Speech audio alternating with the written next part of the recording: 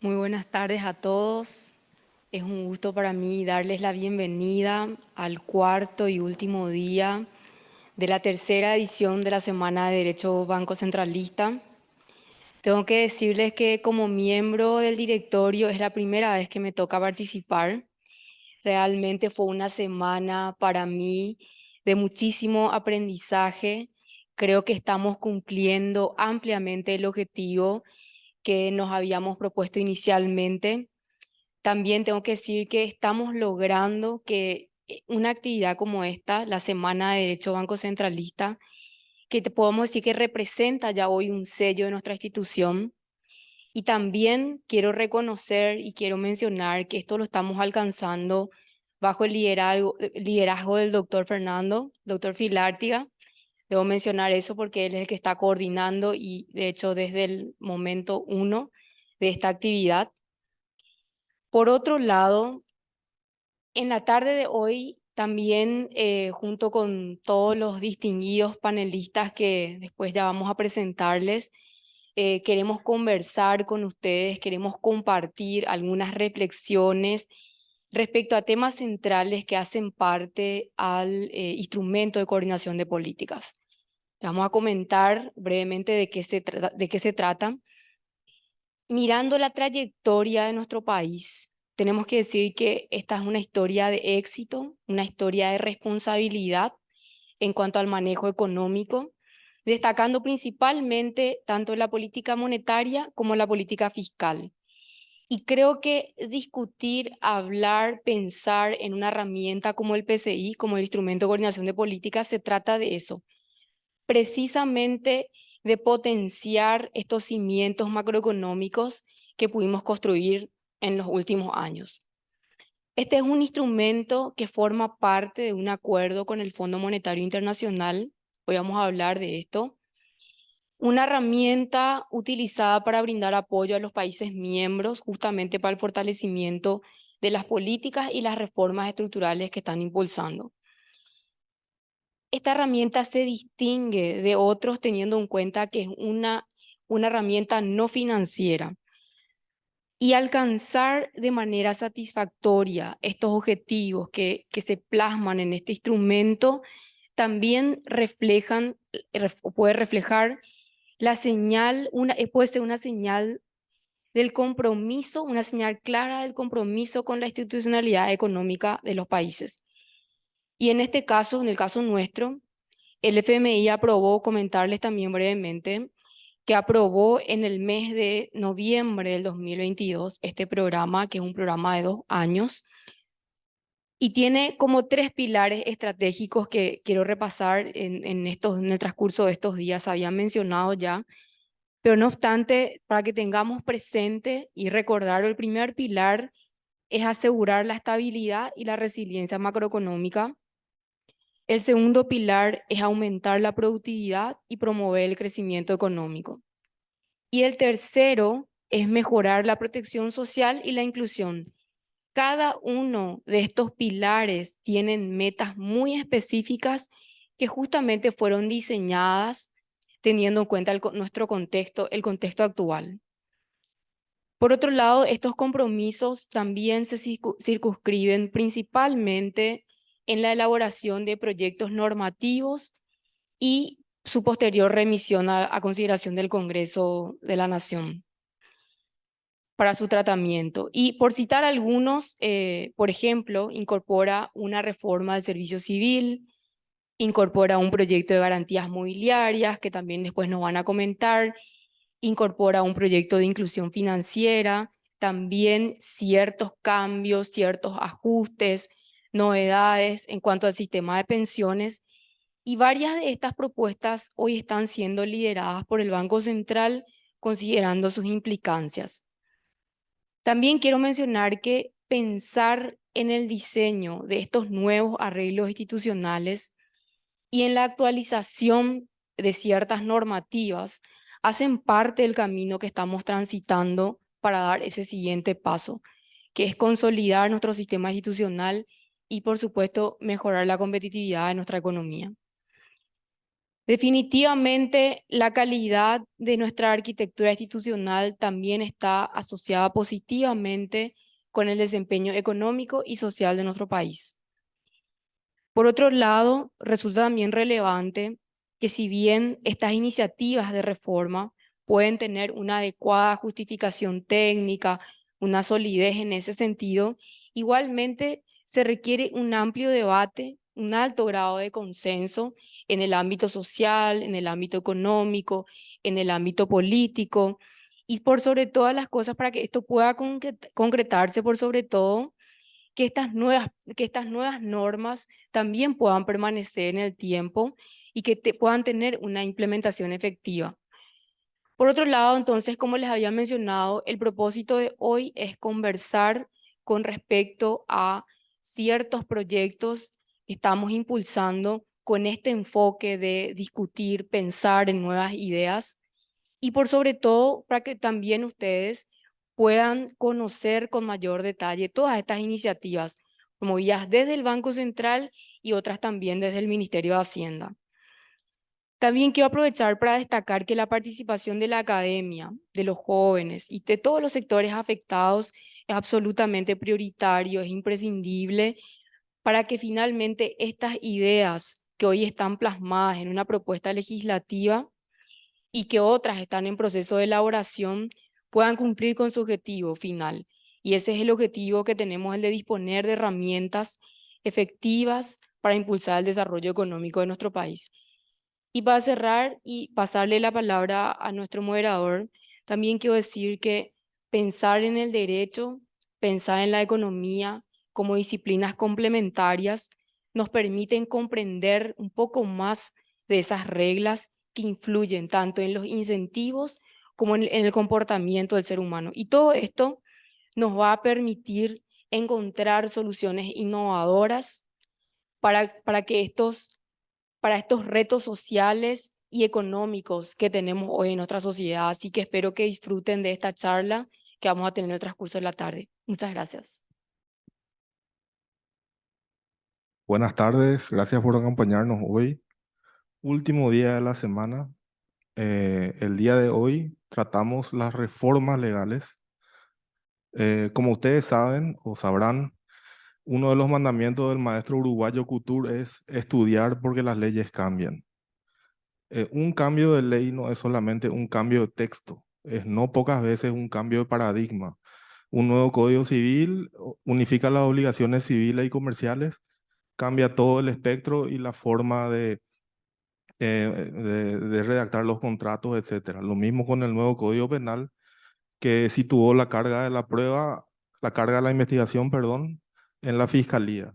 Cambios no menores, cambios que requirieron toda una biblioteca, toda una doctrina con respecto a eso. Entonces, un cambio legal no es menor y de eso hablamos hoy.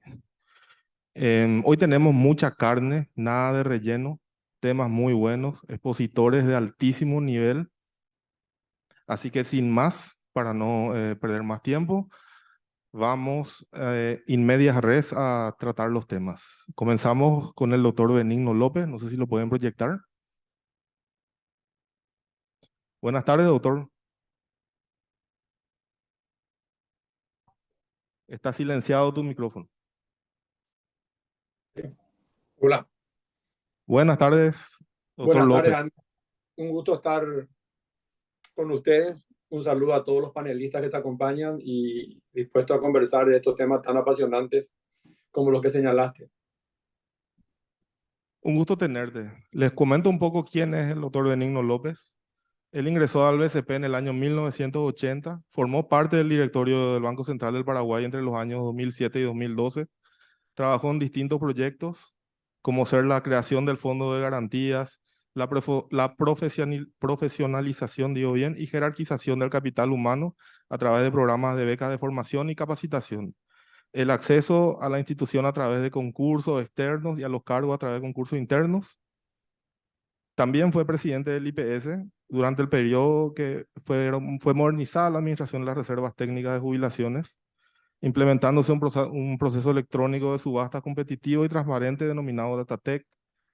modernizando la administración con incorporación de tecnología a través del sistema de clase mundial SAP, culminando sendas obras que estaban paradas, como ser los hospitales Ingavi y Regional de Ciudad del Este, que totalizan más de 1.200 camas. Luego estuvo a cargo del Ministerio de Hacienda entre los años 2018 y 2020, llevando adelante una reforma tributaria exitosa, mejorando la equidad. Asimismo, durante la pandemia llevó adelante un plan de acción para fortalecer el sistema de salud, llegando a los más desprotegidos e instaurando un tiempo récord el programa Pitivo, un inédito sistema de ayudas sociales a través de medios electrónicos de pago, entre otros. Por el camino, no debemos olvidar, fue representante del país ante el Fondo Monetario Internacional y director jurídico ejecutivo de la Itaipú Nacional. Hasta mayo de este año, ocupó el cargo de vicepresidente de sectores de innovación en el Banco Interamericano de Desarrollo, quizá el cargo más importante en una multilateral ocupado por un paraguayo. Doctor Benigno, escuchamos hablar mucho del grado de inversión. Digamos que no es un tema menor el ansiado grado de inversión. ¿Qué leyes exige a Paraguay? ¿Qué leyes debemos sancionar? ¿Hacia dónde debemos mirar en materia de reforma legal? Gracias Andy por tu pregunta. Antes que nada, agradecerte por la introducción y aclarar que mucho de eso se debe a trabajo en equipo con la gente que me tocó estar en esos lugares. Y si bien me gustaría decir que Pitivo es mi éxito, realmente el éxito de Carmen. Ella fue la que lideró todo ese programa y la que llevó adelante todo ese proceso. Yo la acompañé a ella en esa pelea. Realmente un trabajo fantástico que hizo ella cuando me tocó trabajar con ella en el Ministerio de Hacienda. Bueno, ¿qué necesitamos para hacer grado de inversión? Yo creo que hoy por hoy Paraguay está percibido como un país de grado de inversión.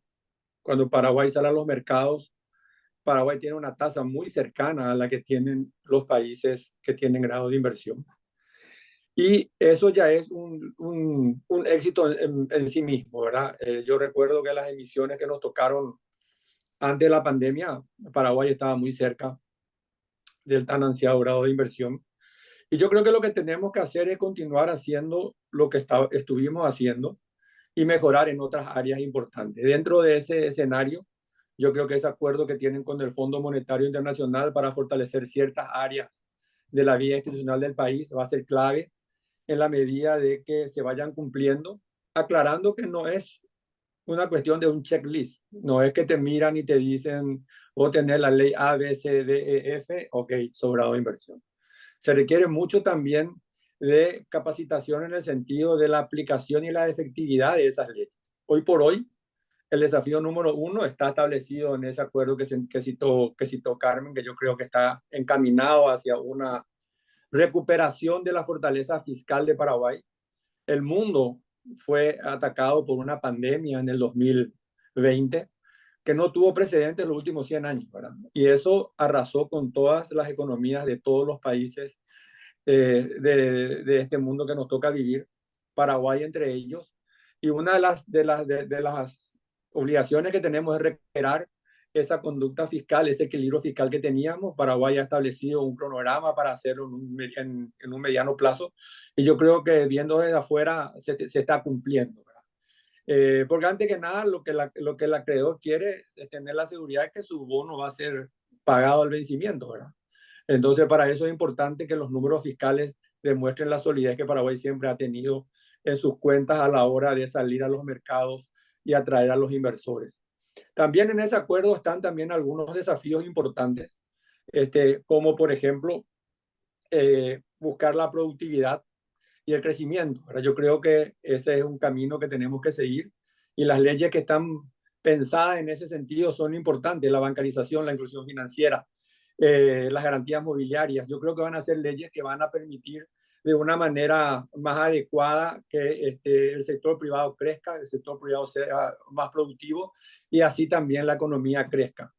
Dentro de este escenario difícil que nos va a tocar hacia adelante por las consecuencias del COVID, de la guerra, de la invasión de Rusia a Ucrania, se ha resucitado la inflación, algo que estaba hasta si se quiere olvidado en el mundo, o por lo menos en Paraguay, ¿verdad? Yo creo que van a necesitar políticas coordinadas entre Hacienda y el Banco Central para ir recuperando ese camino. Y uno mirando de afuera ve eso, ve que se está conduciendo hacia ese lugar importante. Y fundamentalmente yo creo que los desafíos vienen por el lado de la institucionalidad, vienen por el lado de la integridad, viene por el lado de que se perciba al Paraguay como un país respetuoso de las leyes, un país respetuoso del sistema democrático, un país íntegro y un país transparente. En eso también se está trabajando y yo creo que ese es el desafío más importante para que Paraguay pueda llegar a ese nivel tan importante de las calificadoras internacionales.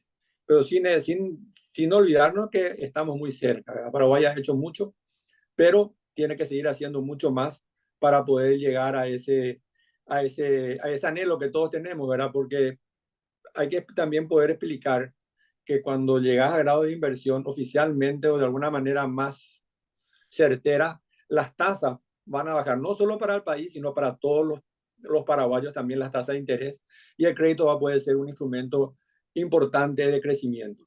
Y dentro de lo que habla este acuerdo del fondo, que tiene unos cuantos parámetros importantes para fortalecer la productividad y la formalización, yo creo que hacia ahí también hay que apuntar para que la economía sea más inclusiva hacia adelante. Yo pararía ahí. Te diría que para mí Paraguay está tan cerca y tan lejos a la vez de eso, porque depende mucho de la conducta y del arreglo político que se pueda tener para pasar adelante estas leyes. Cuando uno habla de leyes, cuando uno habla de políticas públicas, es una responsabilidad del gobierno, ¿verdad? Y en el Paraguay el gobierno está compuesto de los tres poderes del Estado, no es solamente del presidente que se va o del presidente que viene, sino de un conjunto de actores políticos que tienen que entender que para fortalecer al fisco, por ejemplo, tenés que tener resuelto el tema de la caja fiscal, tenés que tener resuelto el tema de las pensiones, tenés que tener resuelto el tema de las jubilaciones y cómo vas a tratar a la vejez, tenés que tener resuelto el tema de la educación, tenés que tener resuelto el tema de la salud pública accesible para toda la gente. Entonces es un desafío de todos, no solamente de uno solo. Gracias, doctor. Otro tema que viene flotando desde hace un tiempo ya y parece haber retomado fuerza es el tema de la superintendencia de pensiones, sobre el cual vamos a hablar a profundidad con la doctora Carmen Marín luego. Pero un poco de tu experiencia en las multilaterales, un poco tu visión, un poco si se permite foránea.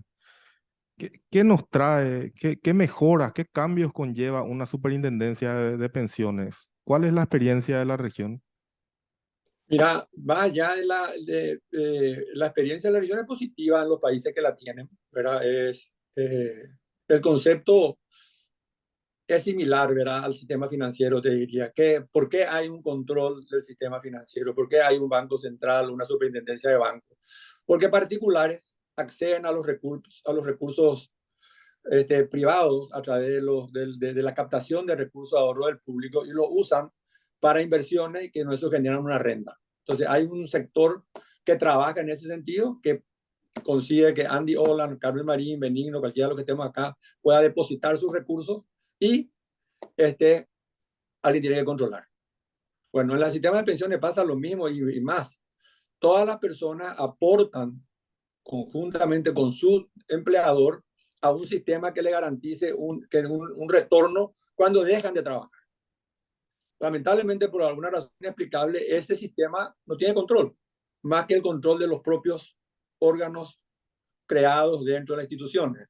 En IPS se lo controla el director, el consejo, en Cajubi controla la entidad generada para eso. O sea, no hay un control externo que pueda determinar que las políticas que se usan para la inversión de esos recursos son las apropiadas, ¿verdad? Y ahí está un recurso importantísimo, no solamente para el que se va a jubilar, que necesita tener la garantía de que va a tener su jubilación cuando se vaya a descansar después de haber aportado más de 30, 40 años, sino también están los recursos del propio Estado para hacer políticas públicas eficientes.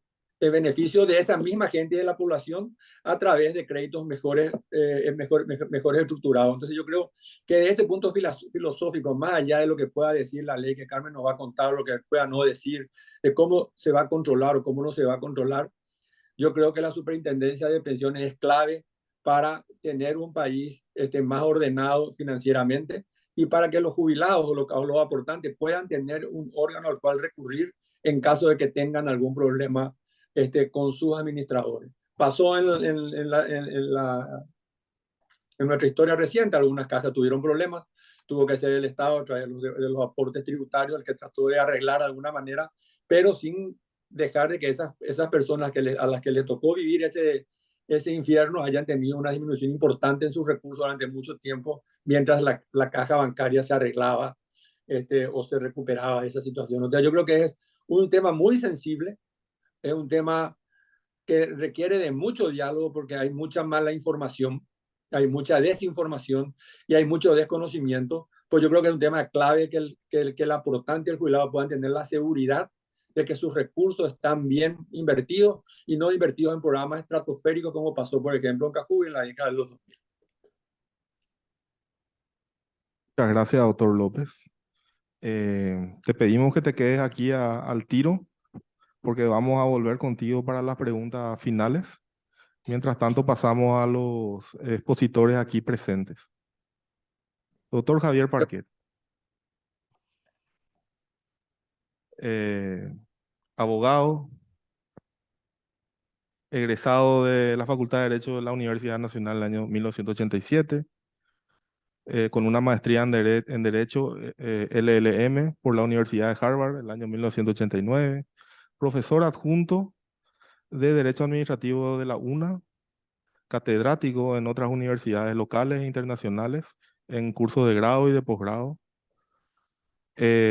También expresidente y actualmente miembro por el Estado paraguayo del Tribunal Permanente de Revisión del Mercosur, asesor jurídico de sendas instituciones públicas y privadas, consultor para organismos internacionales y negociador por la República del Paraguay en diversos foros. Autor de los libros Fragmento de Derecho Administrativo y Entidades y Organismos de la Administración Pública Paraguaya. También ha actualizado el libro Principio de Derecho Administrativo del profesor Salvador Villagra Mafieo, que conocemos todos, que hemos leído y releído en jornadas y en noches previas a exámenes de Derecho Administrativo. Estimado doctor, entendemos que se han dispuesto importantes reformas legales para la AFD, mediante la sanción de ciertos ajustes normativos a su Carta Orgánica. ¿Cuáles son los antecedentes? Bueno, antes que nada, muy satisfecho, muy contento de estar acá. Y nuevamente agradezco a las autoridades del Banco Central, en la persona del presidente y los distinguidos colegas integrantes del directorio. Yo creo que el tema que nos ocupa, la denominación fue reforma de la AFD. Yo creo que más bien tendríamos que llamarle la adecuación de la AFD a los desafíos y exigencias actuales de la sociedad y la sociedad mercantil, por sobre todas las cosas. Es natural que cualquier entidad, cualquier persona, biológica, física, jurídica, tienda a sufrir modificaciones, a ajustarse a requerimientos y exigencias que puedan sobrevenir, que son cambiantes, que son dinámicas. Y eso ocurre en la administración pública, eso ocurre normalmente a las entidades y organismos de la administración, que están llamados a cumplir y a satisfacer necesidades fundamentales y esenciales de la sociedad.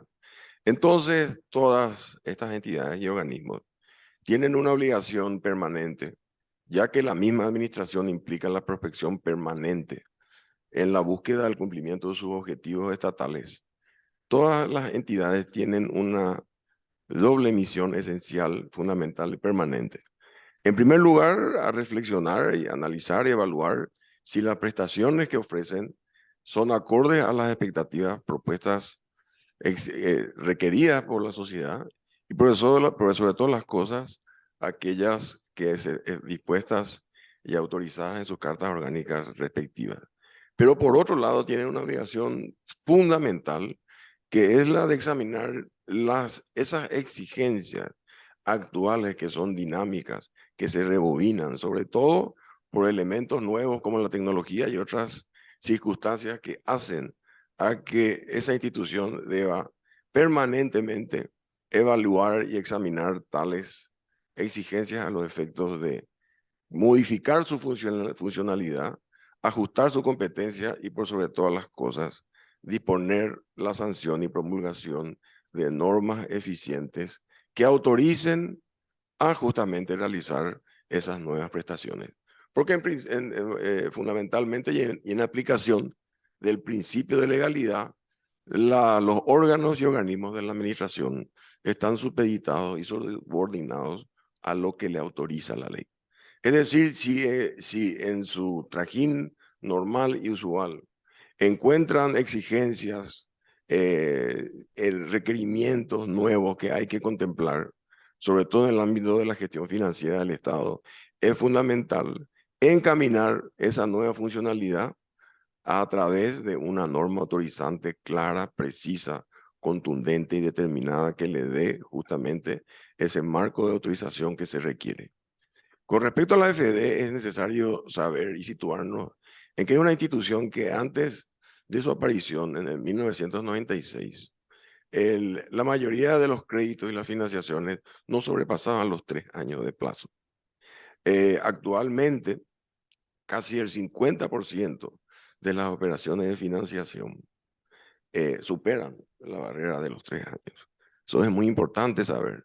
Por otro lado, de las cerca de 118.000 operaciones, 118.000 operaciones de la AFD, todas ellas han tenido un resultado, una proyección económica y social fantástica, al punto de haber logrado con ello la construcción de más de 25.000 viviendas y haber aportado a aproximadamente 90.000 proyectos distintos en el ámbito de la agroproducción y de otros de fundamental importancia. La AFD le tocó en algún momento, y acá su expresidente María Fernanda lo sabe muy bien, realizar esa gestión, ese autoexamen, esa reflexión en realidad a la calidad de sus prestaciones. Y a través de un trabajo arduo en donde nosotros como consultores externos hemos tenido el placer de colaborar, se han hecho extensas jornadas y en realidad se ha llevado bastante tiempo en identificar aquellas áreas en donde necesariamente se requerían ciertos ajustes funcionales, ciertas adecuaciones a los efectos de satisfacer una serie de exigencias cada vez más complejas de la sociedad en general, de la sociedad mercantil en particular y por sobre todo del sistema financiero. Entonces, se han identificado esos elementos, una serie de cuestiones a las que seguramente referiremos más adelante, que han sido sustanciales y a través de ello formulado un proyecto de modificación de su carta orgánica.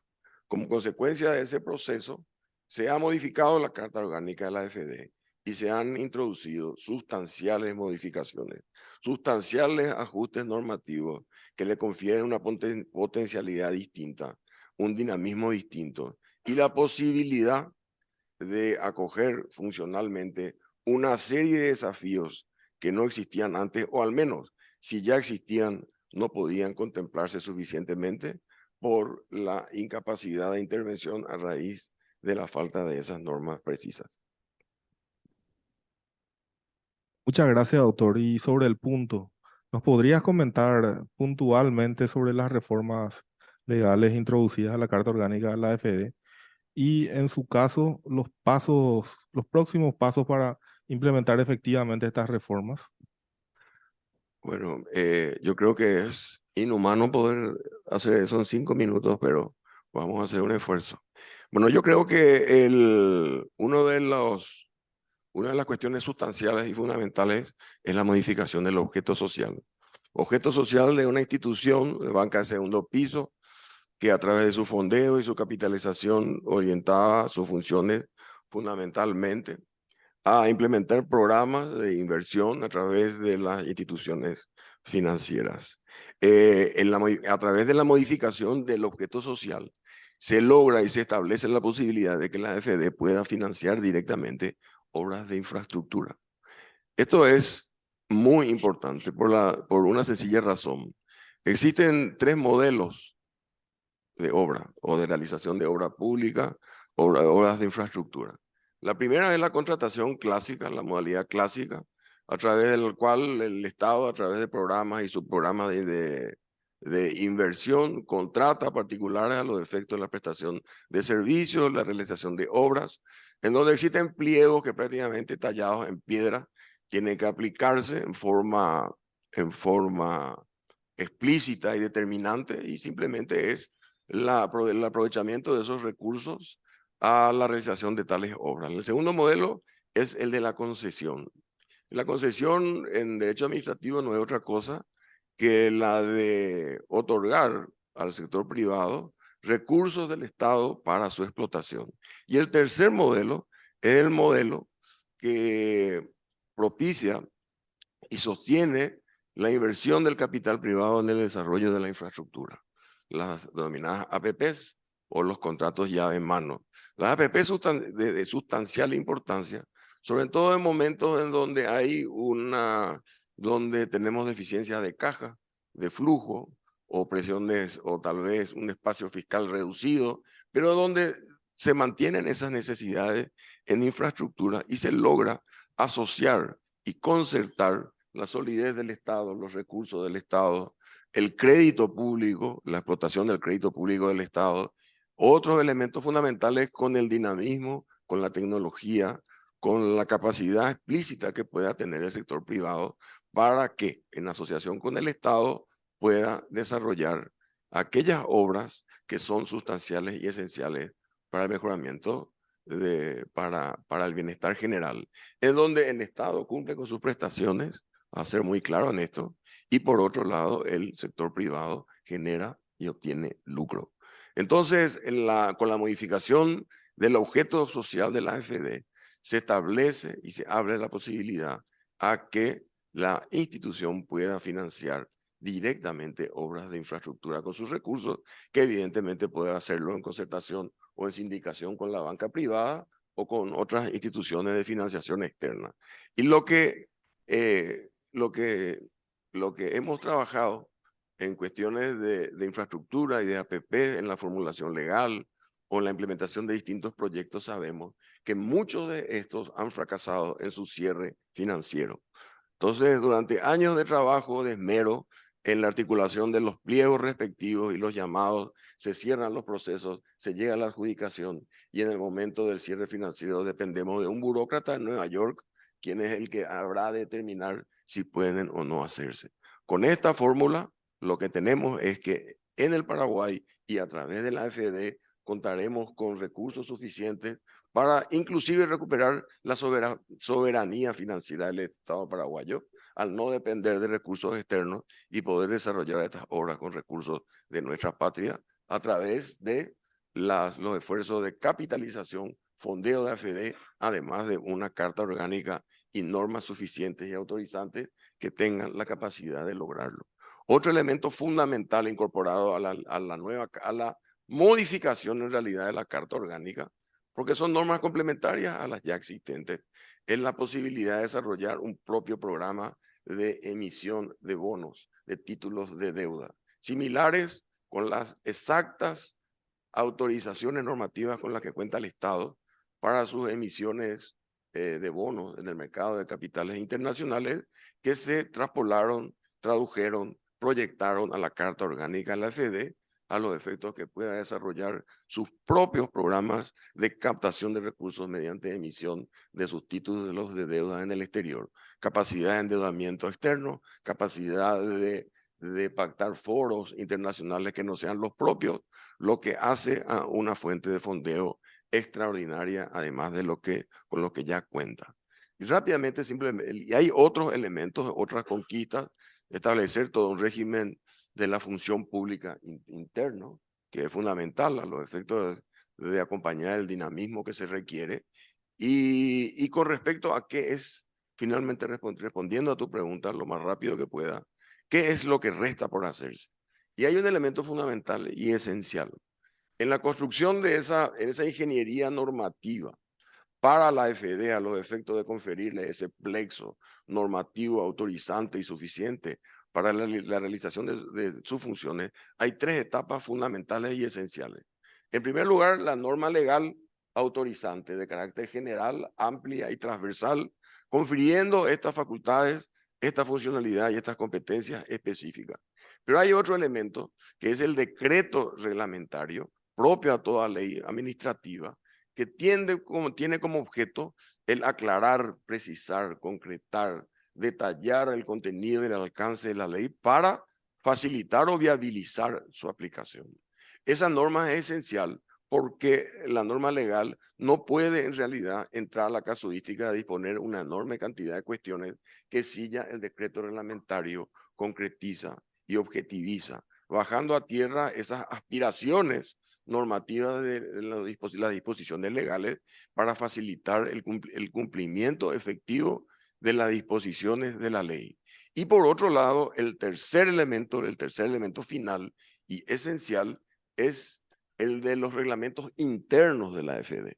Y lo que la ley le confiere a la AFD son dos elementos que son elementos conocidos en el derecho administrativo, pero con un grado de especificidad pero muy concreta para la AFD, que son la autonomía y la autarquía administrativa que le confiere la ley.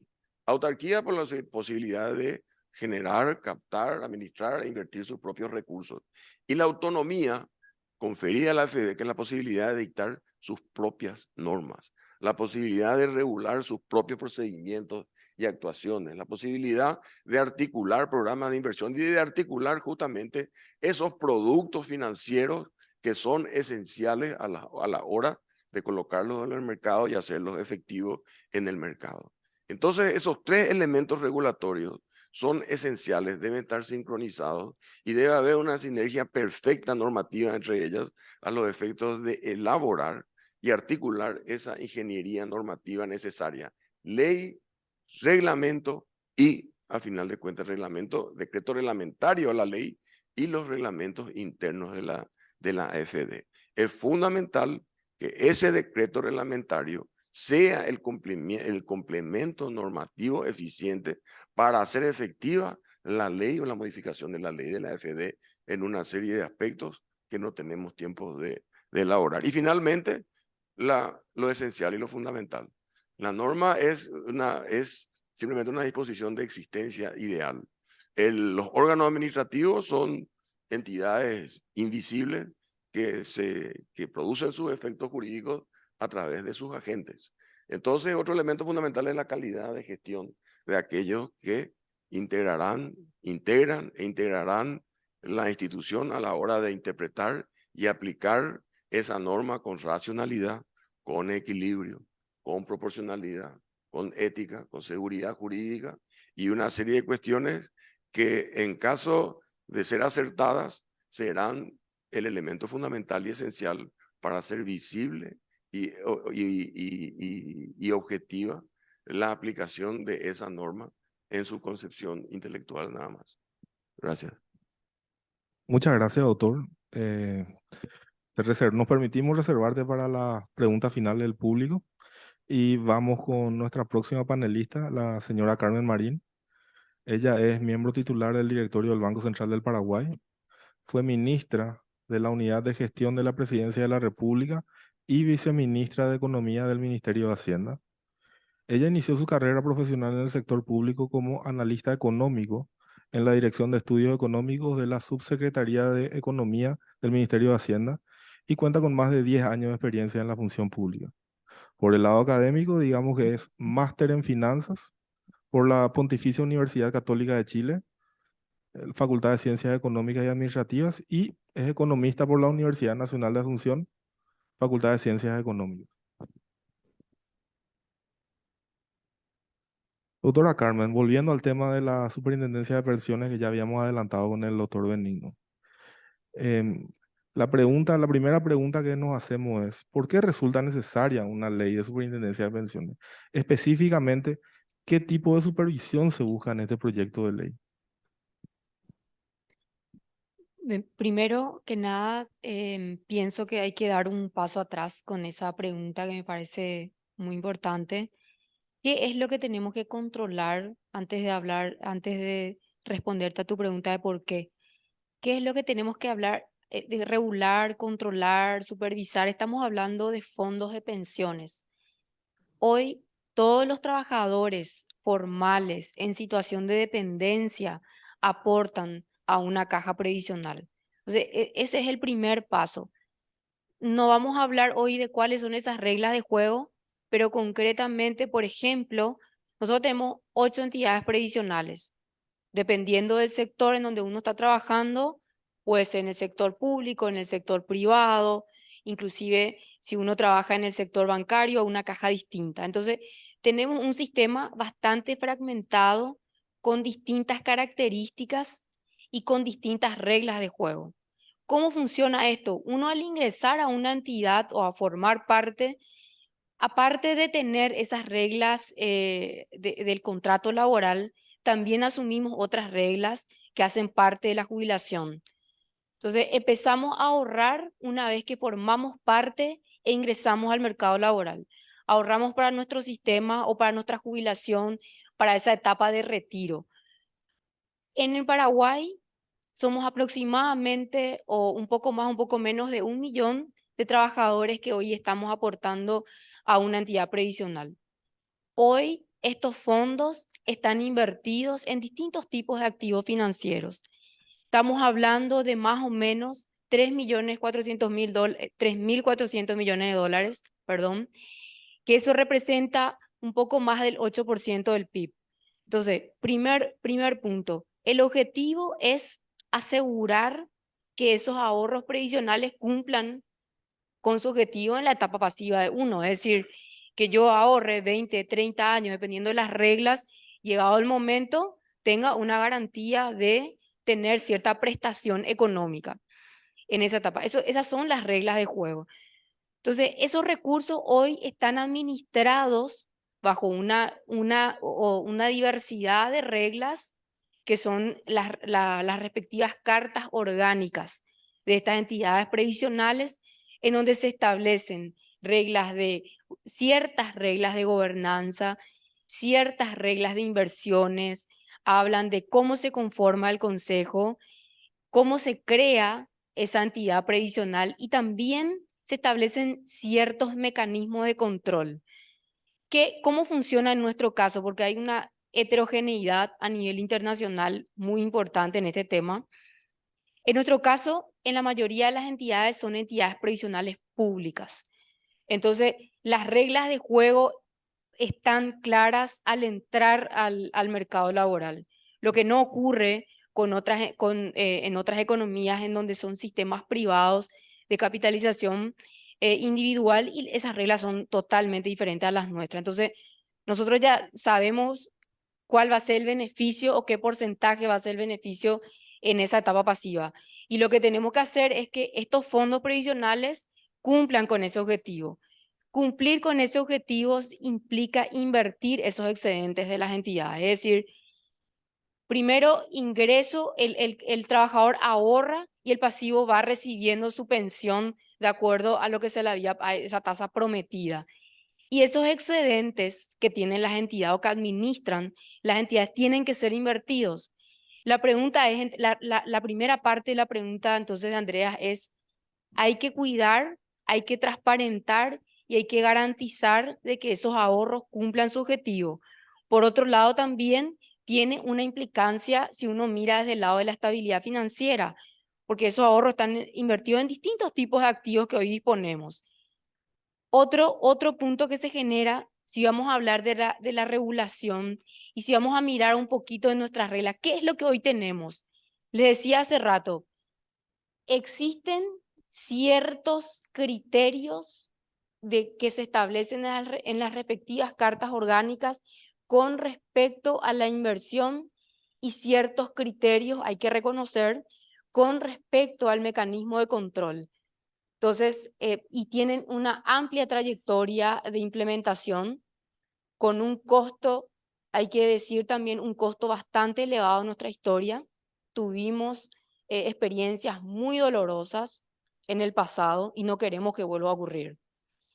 Por otro lado, si miramos a estas 8 entidades, podemos decir de que las primeras 2 más importantes, que es la caja fiscal, que aglutina al sector público, a los trabajadores del sector público. El segundo es el Instituto de Previsión Social.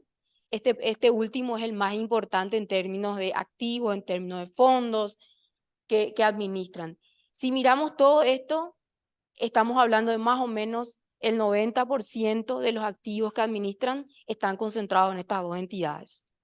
El resto de las entidades también son muy importantes, pero si miramos la proporción, están administrando hoy recursos en menor proporción y eso hace parte o responde a la pregunta de qué cantidad de trabajadores activos hoy están aportando, por ejemplo, a la caja bancaria o qué cantidad de aportantes están hoy en la caja de la ANDE y así sucesivamente. Entonces, de nuevo, tenemos un sistema contributivo, un esquema público de beneficio definido, son 8 entidades con sus respectivas cartas orgánicas. Y si navegamos un poco en estas reglas de juego, podemos decir de que en el caso de, tomo 2 ejemplos, en el caso de la caja fiscal, por ejemplo, hay ciertos principios que se mencionan y que se interpreta de acuerdo, digamos, al entender o al saber y entender de cada una de estas entidades. En el caso de la caja fiscal, dice que en la carta orgánica que un porcentaje tiene que estar a la vista, un porcentaje tiene que estar invertido de acuerdo a las condiciones, en igualdad de condiciones de la Reserva Monetaria Internacional. Entiéndase seguridad, liquidez, rentabilidad. O sea, hay ciertos principios. Pero por otro lado, investigando un poco más, uno puede ver que en reglas temporales que, por ejemplo, hacen parte del presupuesto general de gastos, también nos dan ciertas pautas de comportamiento a la hora de tomar decisiones de inversión. Establecen, por ejemplo, algunos tipos de activos. Empieza a aparecer desde unos años atrás que se puede invertir en bonos emitidos por la Agencia Financiera de Desarrollo, se puede invertir ya en certificados de depósito de ahorro, y así van surgiendo algunas pautas con el transcurso de los años. En el caso de IPS, por ejemplo, se establece que la entidad no puede hacer o otorgar, conceder préstamos al Estado. Por otro lado, dice que se pueden hacer inversiones financieras en el sistema bancario, dice que se pueden hacer inversiones inmobiliarias. Entonces, ¿con qué nos encontramos? Primero, también hacen cierta alusión en cuanto a cómo se controlan. En casi todas las cartas orgánicas hablan de un mecanismo de control de la Contraloría General de la República, por ejemplo. En otros casos de la auditoría del Poder Ejecutivo, la caja bancaria es una de las entidades que tienen mayor control porque también está regulado, supervisado tanto por la Superintendencia de Bancos como por la Superintendencia de Seguros. Entonces, dada esta descripción, nos encontramos con una tremenda heterogeneidad en cuanto a las reglas de juego en nuestro mercado. ¿Por qué es importante? Por lo que habíamos hablado primero, tiene que ver con la estabilidad financiera y por otro lado con la seguridad de la administración para que esto pueda finalmente cumplir su objetivo en la etapa pasiva.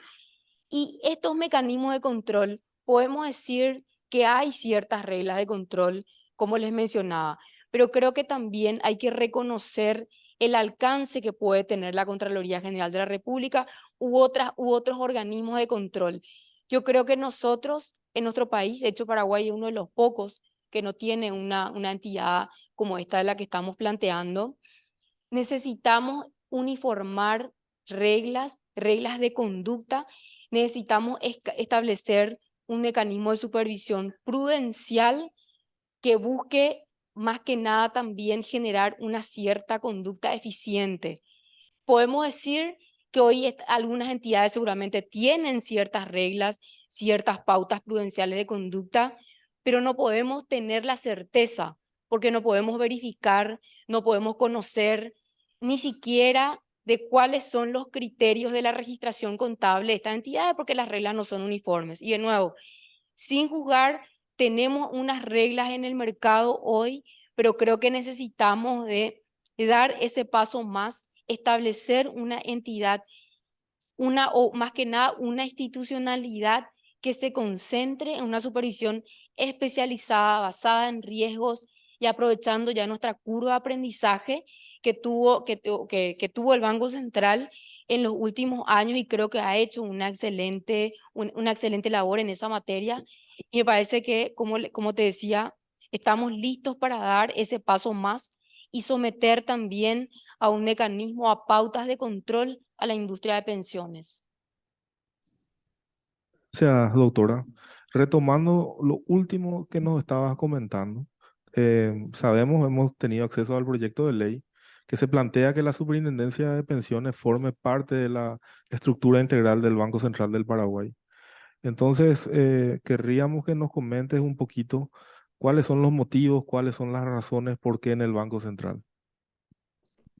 Esa también es otra parte de la pregunta que tenemos que pensar entre todos. ¿Y por qué digo esto? Porque no hay un criterio uniforme si miramos en el contexto internacional. Existen una diversidad de reglas. Recientemente se discutía, por ejemplo, una reforma pensional en Uruguay. No le hice seguimiento, no sé cómo terminó esa reforma, pero había una discusión. Originalmente estaba dentro de la estructura del Banco Central, la regulación y supervisión de esta industria, pero al parecer también después se instaló un debate de que pase como una estructura más independiente, que ciertas funcionalidades dependan del ministerio, del órgano del Ministerio de Trabajo, otra parte del Ministerio de Hacienda. Entonces, solamente por citarte este ejemplo, pero miramos en el contexto internacional, existe una amplia heterogeneidad con sus aspectos positivos y con sus aspectos negativos. Y me parece que nosotros, la pregunta que necesitamos responder es: ¿qué es lo que queremos y qué es lo que buscamos con creando una superintendencia de pensiones como esta? Y me parece que el punto primario es cuidar la autonomía y cuidar la independencia a la hora de tomar decisiones como regulador. Entonces, el Banco Central es una institución que ha mostrado eficiencia en estos dos elementos. Y me parece que eso es lo que hay que copiar. Y creo que también nuestra historia, no, nuestra historia económica nos ha demostrado que sí, es que apuntamos a una estructura independiente, a una estructura que parta de cero, creo que nos va a llevar un poquito más de tiempo desarrollar, fortalecer esa estructura. Y me parece que el Banco Central tiene amplias ventajas en esa materia. Primero, desde el punto de vista de la solvencia técnica. Creo que todos podemos coincidir que tuvimos años de aprendizaje en esa materia.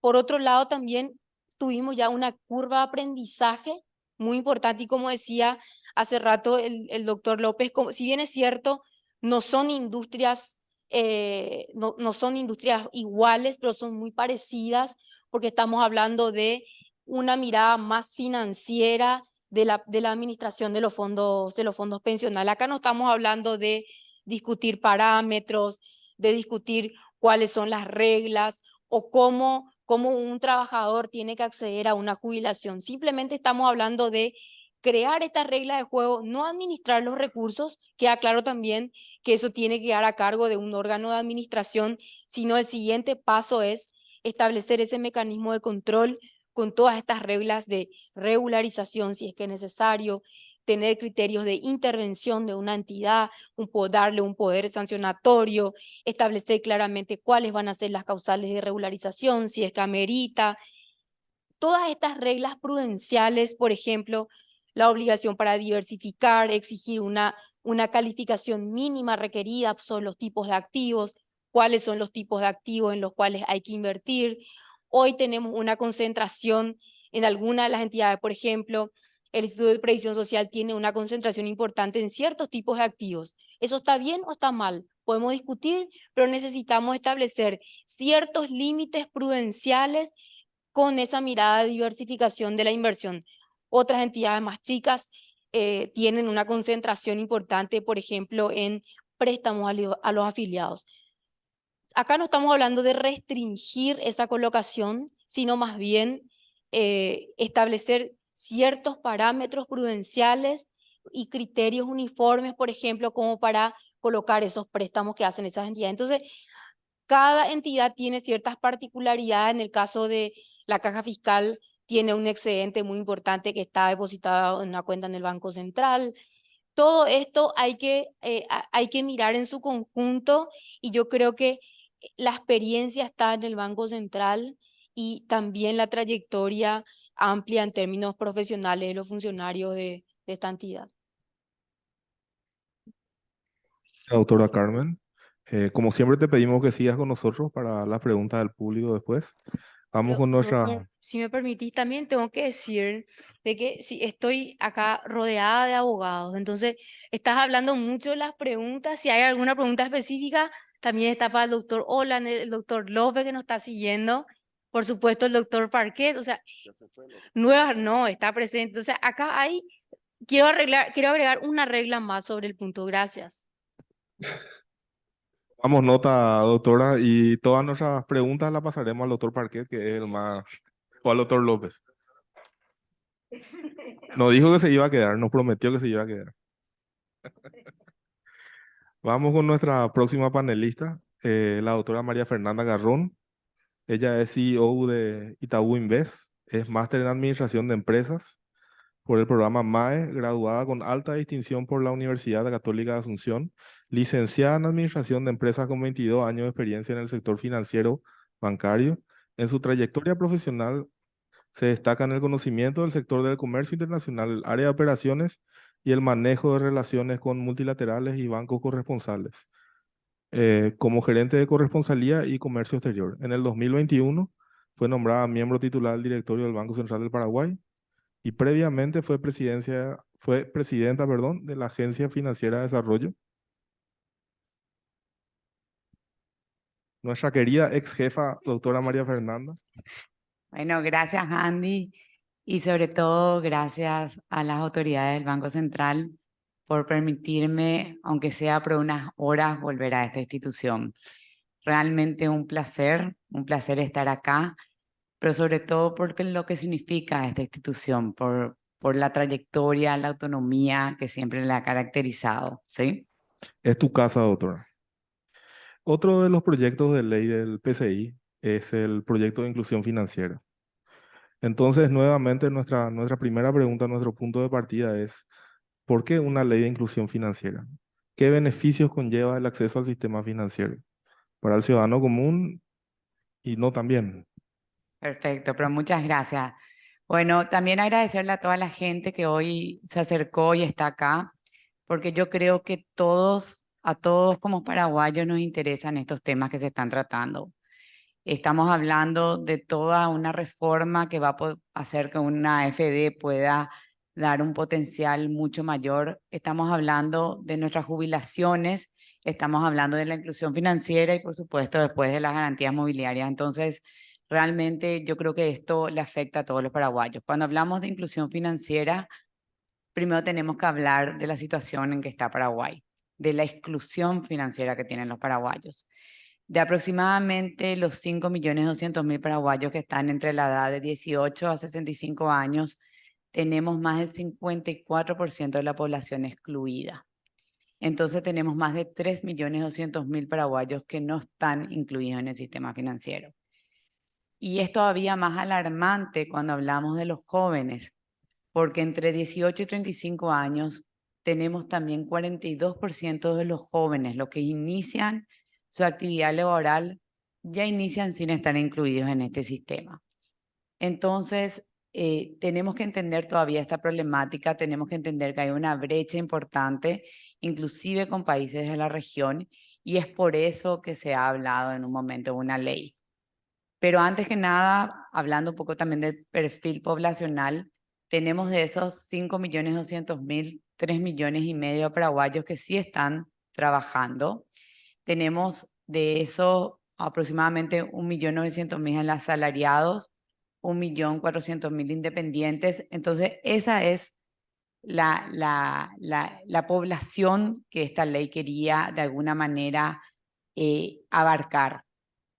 Cuando decís qué beneficio trae la inclusión financiera, yo creo que tenemos que ser muy conscientes en determinar el beneficio.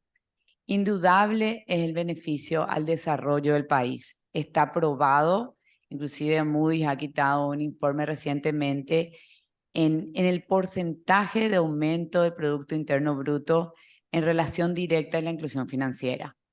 Pero sobre todo esto afecta a la calidad de vida, afecta a la posibilidad de poder educar, a la posibilidad de poder tener acceso a la vivienda propia, a la posibilidad de poder tener ahorros y predecibilidad en lo que uno va a ir generando.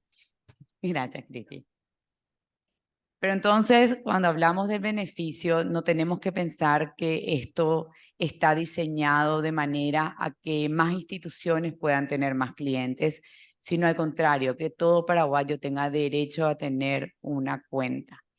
Esta ley se ha hecho con la ayuda de Uruguay, este proyecto de ley, y justamente tanto en Uruguay como en Argentina y en Chile, un proyecto de ley fue fundamental para hacer el primer gran paso a la inclusión financiera. Posiblemente no es el único, pero es el primer paso importante.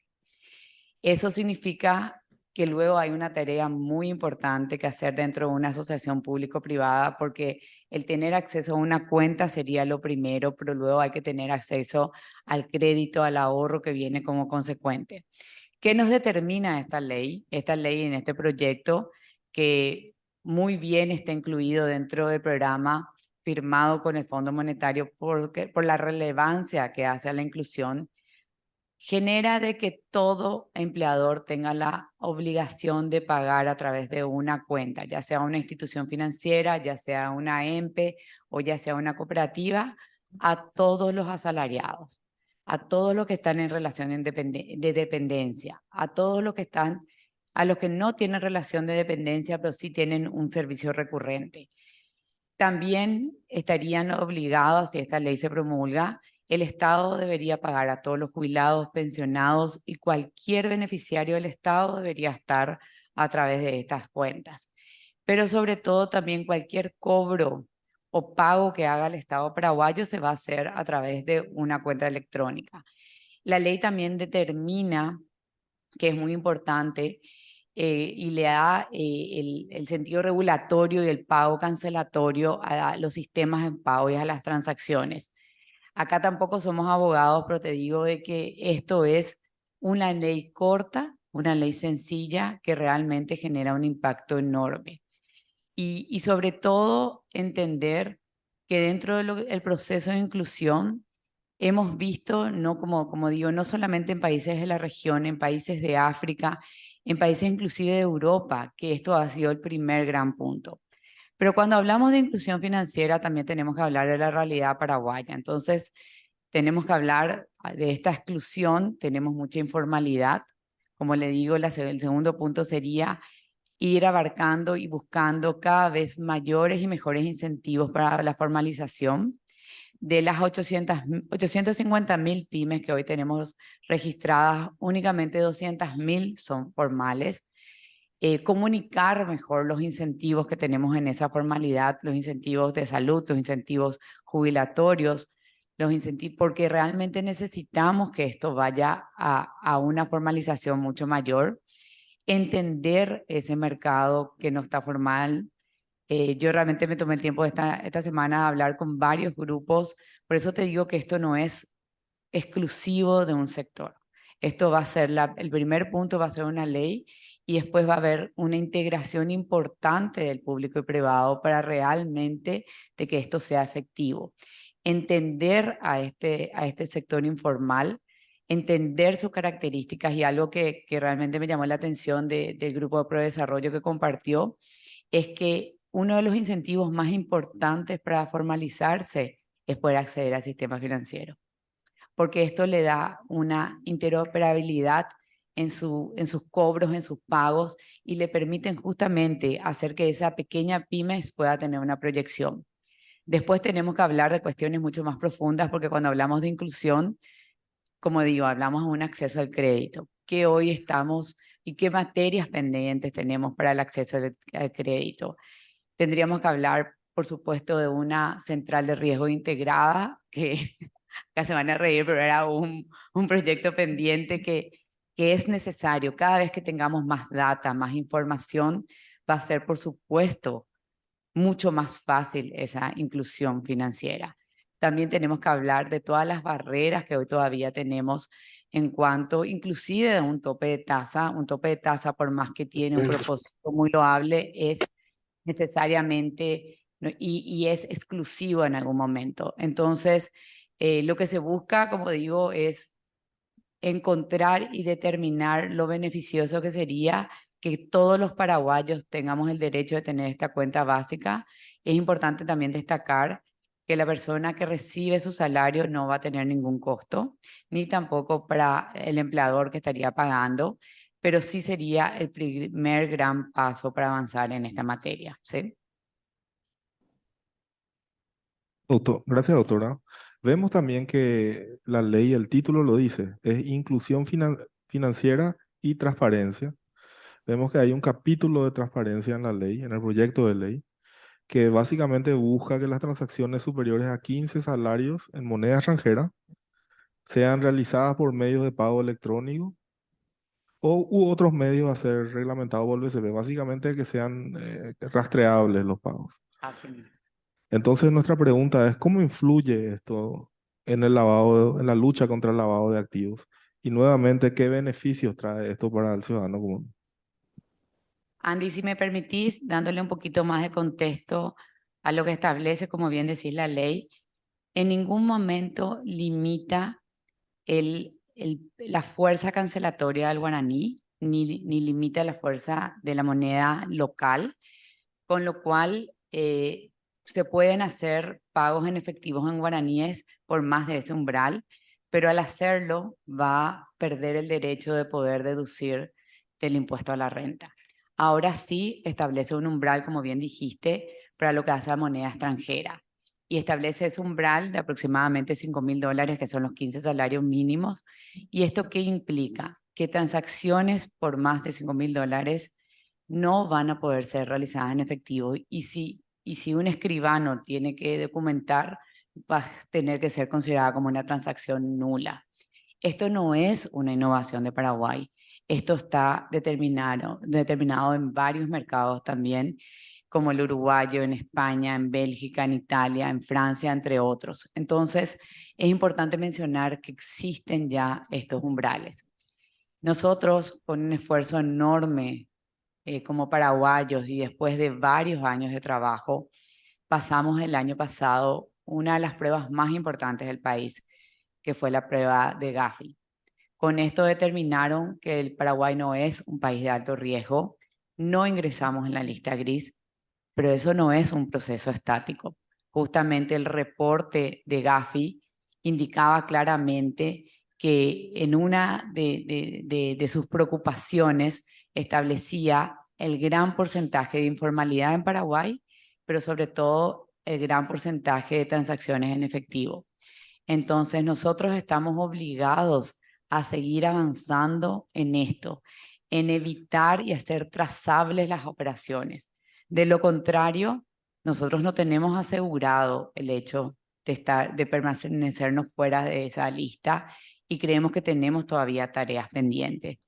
Esto hace que las transacciones sean trazables y evita justamente que haya o que se incentiven transacciones ilícitas o que vienen de cuestiones que no son legales. A todos los paraguayos nos afecta estar fuera de la lista gris. A todos los paraguayos nos afecta ser un país justamente no determinado como alto riesgo. Si nosotros ingresáramos en una de esas listas, Paraguay no podría tener acceso a cuentas de corresponsalía del exterior, con lo cual cualquier importación o exportación sería muy complicada y más aún estaríamos perdiendo centenar de inversores que hoy miran a Paraguay como una oportunidad enorme. Entonces nosotros tenemos un trabajo pendiente que es seguir trabajando en pro de aún a más de esta transferencia, seguir trabajando en esa constante construcción de un país realmente serio y trazable, realmente. Más todavía si queremos llegar a ese anhelado grado de inversión, ¿sí? Muchas gracias, doctora. Y nuevamente te pedimos que sigas con nosotros para las preguntas del público. Vamos a nuestra próxima panelista.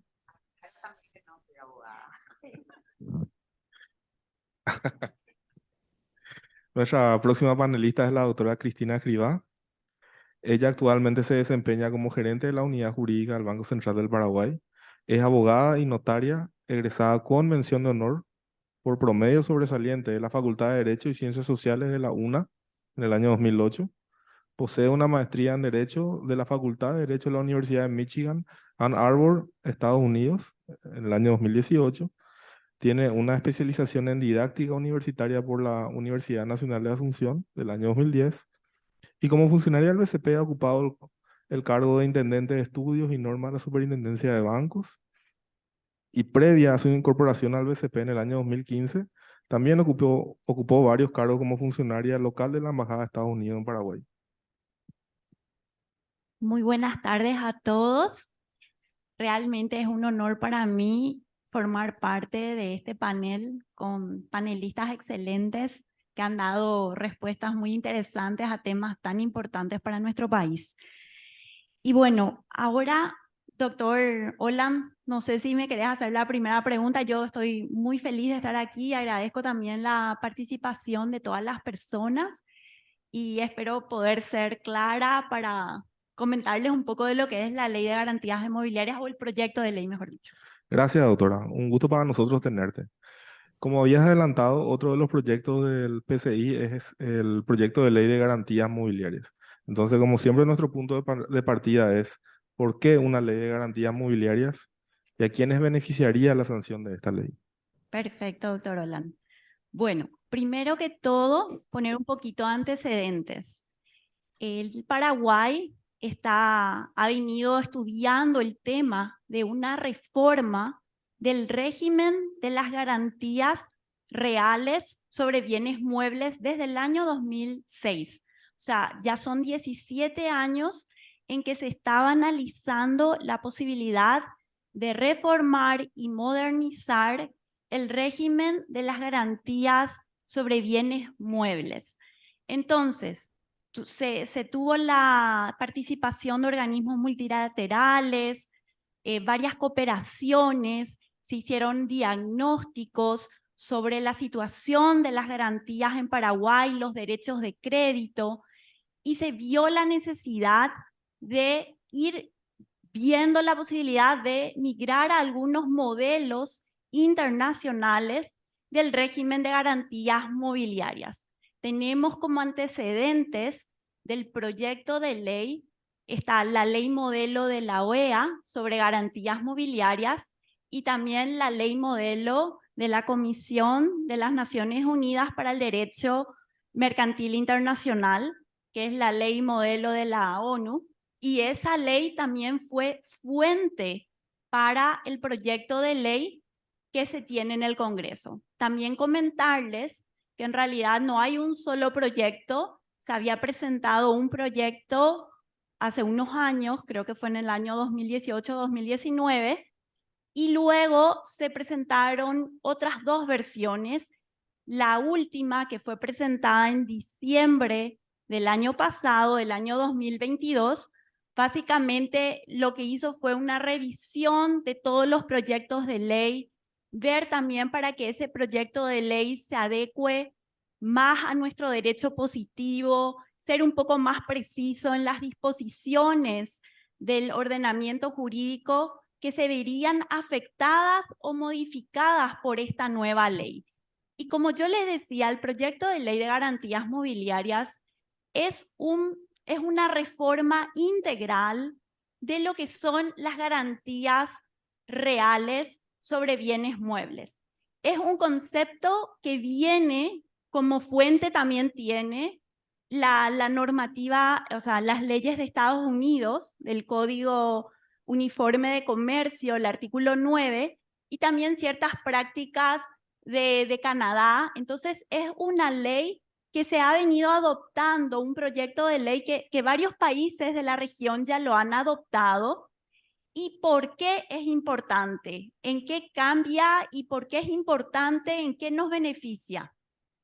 Bueno, básicamente lo que se ha visto es que hay en los países en desarrollo una falta de acceso al financiamiento, especialmente una falta de acceso al crédito para las micro, pequeñas y medianas empresas, lo que son las MIPYMES.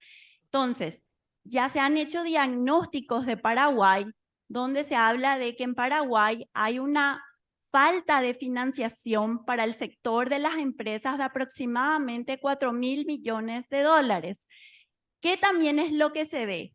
Que el acceso al crédito es fundamental para el desarrollo económico de los países. Se ha visto que en los países desarrollados, el nivel de colocaciones del sistema bancario está por encima o similar al Producto Interno Bruto, que eso, el crédito es necesario para el crecimiento económico. ¿Qué pasa en estos países de América Latina, donde, incluso en nuestro país, falta el acceso al financiamiento, que también está en cierta parte relacionado con este tema de la informalidad, con el tema de la exclusión financiera que comentaba la doctora anteriormente? Entonces, ¿qué se busca con estos proyectos? Básicamente es facilitar el acceso al crédito a través de garantías con bienes muebles. ¿Y por qué con los bienes muebles? Con los bienes muebles porque se ha visto también, y hay estudios que revelan, que la mayoría de las micro, pequeñas y medianas empresas muchas veces tienen su principal activo son los bienes muebles. Son sus cuentas por cobrar, son sus inventarios, son sus maquinarias y no necesariamente los bienes inmuebles. Entonces, ¿qué es lo que sucede? Que muchas veces el sector financiero siente mayor seguridad con un préstamo que está garantizado con un bien inmueble, con una propiedad. Entonces, lo que se busca con este proyecto es, por un lado, ampliar la gama de bienes muebles que pueden ser utilizados para garantizar esos créditos, y también se busca, hay unos nuevos conceptos que se aplican. Por ejemplo, en la prenda tradicional que tenemos en el Código Civil, o en la prenda sobre títulos de crédito, o en la prenda con registro, ¿qué es lo que se ve? Que el bien tiene que existir en el momento. En el proyecto de ley de garantías mobiliarias se permite que uno pueda dar en garantía bienes futuros, flujos futuros que se puedan obtener de la actividad productiva de la persona que necesita el crédito. También se puede dar en garantía, algo que modifica nuestro régimen actual, es una serie de bienes sin que sea específicamente determinado el bien, sino todo el inventario. Y como ustedes saben, en alguna farmacia, en algún comercio, el inventario todo el tiempo está cambiando, se vende, se compra nuevo inventario. Entonces, la idea de esto es, le llaman los derechos de garantías reales de tercera generación, donde los de primera generación era que uno mismo entrega la cosa al acreedor, se desprende de la cosa.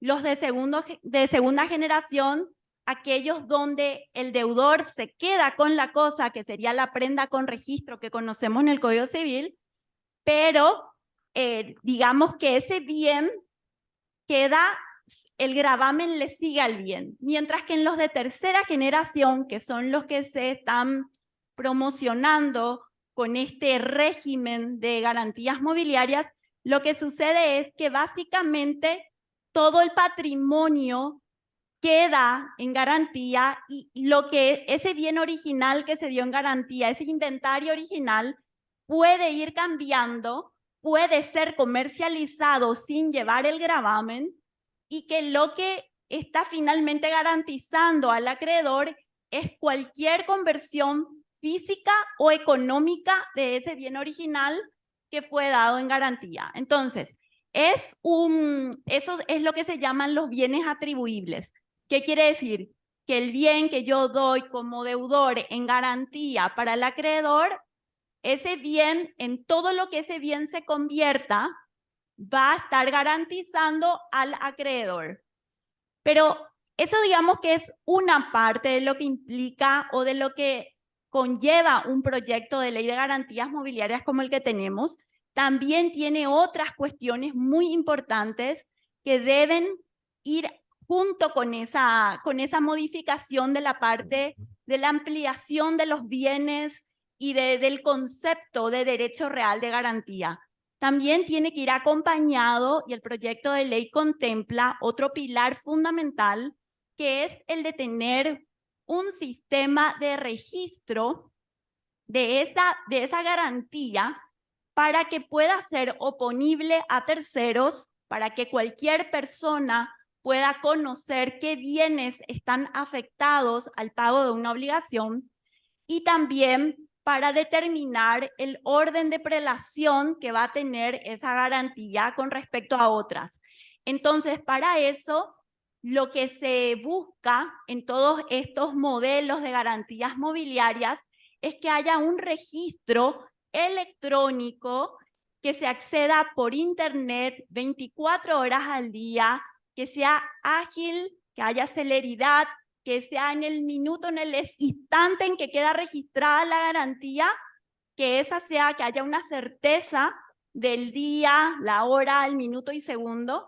Y también con este registro lo que se busca es que todo tipo de contrato o todo tipo de garantía mueble quede registrado en este registro. Es decir, abarca a varias figuras, es un registro único a nivel país, como les decía, electrónico, y donde también se busca dar transparencia y también evitar los gravámenes ocultos. O sea, en este registro se van a ir anotando todas las afectaciones sobre bienes muebles. Por otro lado, otro pilar fundamental de todo régimen de garantías mobiliarias es que no es suficiente que hayan más bienes que se puedan entregar en garantía, no va a ser suficiente que haya un registro si es que no hay también un régimen de ejecución que sea eficaz. Es decir, que ante el incumplimiento de la obligación principal, el acreedor pueda tener también herramientas para ejecutar la garantía de una manera ágil y eficaz para poder recuperar el dinero que fue invertido en esa operación. Entonces, el proyecto de ley de garantías mobiliarias entonces también contempla que se permita la ejecución extrajudicial siempre que haya sido pactada entre partes, y también con algunos mecanismos de ejecución extrajudicial, y también, por supuesto, permite una ejecución judicial. También se permite la posibilidad de resolver cuestiones de fondo que se puedan suscitar entre las partes por métodos alternativos como mediación o un tribunal arbitral, etc. Entonces, todo eso está contemplado y es como que estos serían los pilares fundamentales de todo régimen de garantías mobiliarias. Y que, por cierto, también quisiera comentar, como me decías, ¿por qué una ley de garantías mobiliarias? Bueno, yo les decía que la idea es facilitar el acceso al crédito, en especial para las micro, pequeñas y medianas empresas. Esa es la finalidad.